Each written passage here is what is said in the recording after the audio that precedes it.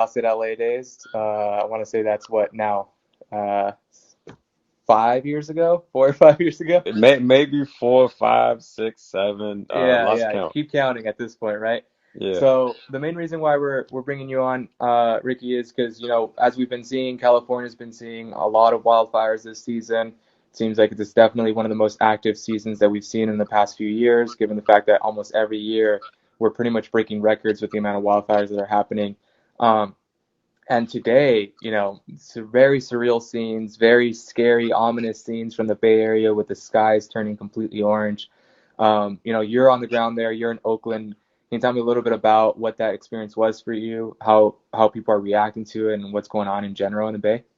Yeah. So I would say my experience is pretty monolithic just because, like most Northern California residents, I woke up in the morning and I expected there to be like sunlight coming out of my window. And when there wasn't, I went to the backyard to see what was happening. And the sky was just, it's really hard to describe because you've seen pictures, but the camera color corrects it. So you don't quite see how deeply orange the sky was. And the Hmm. sky was just this like uh kind of tangerine color, deep Yeah. tangerine for like most of the day. And throughout the whole week, our like air quality, like most places in California, had been uh fluctuating, but it Mm. seemed like it was getting better, at least from my perspective, and then it wasn't. Yeah. Yeah. Yeah. Yeah, I remember being in the Bay Area, 2018, the Sonoma County fire that was really big and, got a lot of attention because there was a lot of, individual evacuation efforts that were going on, of people going in with their pickup trucks and trying to get everyone out. And that was, I think, to that point, was one of the deadliest wildfires that we've had in California. And the smoke layer in Oakland, all the way from, Sonoma all the way down to San Jose, was so bad that it was advised to just stay inside. I mean, it was Mm. like, it completely just stay indoors. And the moment you stepped outside, I remember even waking up the next morning and thinking, like, you can smell it inside my apartment. Um, is there any familiarity with that? Are you still kind of, is the smell really bad, or is it just mostly, the particulates that of the ashes that's staying in the atmosphere that's kind of causing that orange glow? Yeah, so in my area, I'm in Oakland, I'm in West Oakland. You can smell like a bit of, I guess, you can smell a bit of the smoke in the air, but it's definitely not as like prevalent as it was in like the past weeks or when it first happened. You just, like you said, like I had to keep all my, windows shut, doors shut. I couldn't get out of the house. Hmm. But when I was going outside today just to take photos and talk to people in East Oakland, yeah, my car was just completely covered in ash, and I had to just like wipe away my windshield really quickly, Hmm. so that I could actually drive around. And honestly, once you get past like the the color and you say, oh, it's cool, it's very scary Hmm. to think that this is going on, and yet people still have to go about their business. Hmm. And one person that I was interviewing, wasn't related to the sky, but right before we started, she was like, yeah, I don't know how like people can expect to work right now and not feel like this is weird or not be thrown off at the fact that it feels and looks like nighttime, Yeah. you know, and it's Yeah. it's tw- it's 12 o'clock Hmm. in the day, Yeah. so it's serious. Yeah. I mean, I feel like that's a theme of this year, right? 2020 has been, it seems like not to make fun of it, but No, you know, yeah. it seems like it's just been one thing after the other, and it really, I'm constantly asking myself, like, is this really real? Is this really happening? You know, being in LA when we really went into quarantine, you know, traffic was non-existent, right? Completely gone. And now, you know, it's California wildfire season, right? So now we're getting almost like another disaster happening. So it's really troubling times. I just wanted to point out a comment that was brought up about the particulates in the air filter out the blue light, and that's actually what's happening. So what's causing the orange glow is that, you know, the ash in the air is pretty much stuck in the atmosphere, so it's pretty much like just condensed, and what Mm. it's actually doing is it's reflecting the blue light back out. And so all you're getting is that orange light and that orange glow, and that's exactly what's giving this, like, you know, pretty much this weird, very apocalyptic vibe that's going on. For you, Ricky, do you feel, you know, do you think that it, people in general are kind of prepared for this already in the Bay Area? It seems like this is the third or fourth year now in a row where there's been really major fires up there.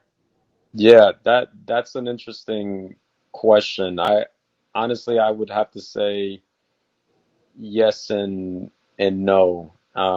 Because I was here in the Bay Area when the campfire was going on, and it really just depends on where you live. I think in the areas where you're definitely more prone to, you know, needing to evacuate Mhm. after that example, right, of that horrible fire that just like uprooted so many people's lives. People were prepared, but like here in the Bay Area, at least in my opinion, where we're in a more urban setting, it's something where we're like, oh yeah, it's fire season, it's serious and it's horrible, but I think it's now just it's just now starting to set in that this is serious, because like I saw one person in the comments say, you know, it's a great reason to wear a mask, and I it definitely is. I'm in agreement with that, but like you know, the whole time that when the air was like particularly unhealthy, and it's still unhealthy right now, I saw plenty of people not wearing masks and still, you know, congregating around like Lake Merritt, which is like the spot in Oakland. And I don't really know, uh, Pablo. It's a tough question. I think some people Yeah, yeah, I are, hear you. and some people are not, and then there are a few people who are unfortunately are still not taking it seriously. Very serious. Yeah. Yeah, I mean, we're getting a lot of comments about always being prepared, but then at the same time, we're seeing photos of people running at Lake Merritt, people congregating at Dolores Park in San Francisco, and Hmm. still kind of being out and about with the air quality being so bad. And I know, you know, everyone suggests that, you know, the air quality is only bad for, you know, at-risk individuals, but the reality of it is that you're still breathing this stuff in, Yeah. and you can only expect that it's doing some sort of harm. Um, Ricky, I know that you're in your home now, but is there possible to kind of look outside your window and see what things are looking like right now, or is it just completely dark at this point?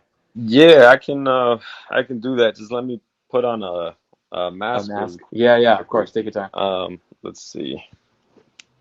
Hold up. Trying to do this with one hand. Excuse me, everybody. You're good. Let me see. I'll just go outside right now. Hmm. Let's see. Nope.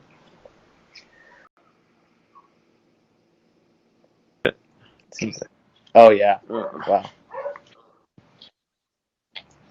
Yeah, so it's like what I was talking about earlier. It's just um, a little lighter, and I mean this again. It's the phone and you know, color correcting. What you're seeing is not quite what I'm seeing right now, which is more of Right. Yeah. like a pale yellow, compared to what's on the camera.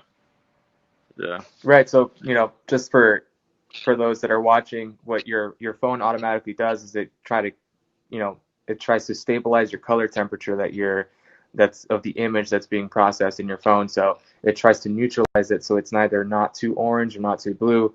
And a lot of the photos that you see from professional photographers that are getting, a lot of attention online is what they do is they just neutralize that white balance so that it's not, one way or the other, but it's very in the middle. And so that really what that does is it really exemplifies how orange that is. And unfortunately, we seem to have lost Ricky there for a second.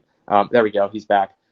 Um, so it does create that pale yellow color, but it's very ominous. As we mentioned earlier, it's really concerning to kind of see that. Ricky, you mentioned that you kind of got up in the morning, you looked out your window, and no light, right? So, and sorry about the dogs barking in the background. I'm gonna go ahead and try to see if we can get them to calm down. I'm sure you understand, Ricky, as someone that also knows beagles really well, huh? Oh, absolutely. Proud Beagle owner. He's getting up there in years, but like, you close that door, you'll still hear it. So you just Yeah. gotta love to learn to love it, basically. Right. Yeah. And just back to the topic at hand, what are some of the recommendations that are being given by city officials, both in Oakland and San Francisco, for people to stay safe? Or is there any stay-at-home orders, or is it just do go out at your own risk? I mean, that's another good question. I would say, again, it's area specific, but like if we're just speaking Bay Area wide, it really is just advising people to stay at home, um, and just avoid going outside as much as possible, and because it is not safe, and yet people are still congregating at a lot of the places that we've talked about before, Dolores, Lake Merritt, and I think it's understandable in the sense that it really feels like a COVID fatigue, right? Where people Mhm. are tired of being inside, and yet this is really the time when people should be. Right. Um, Yeah.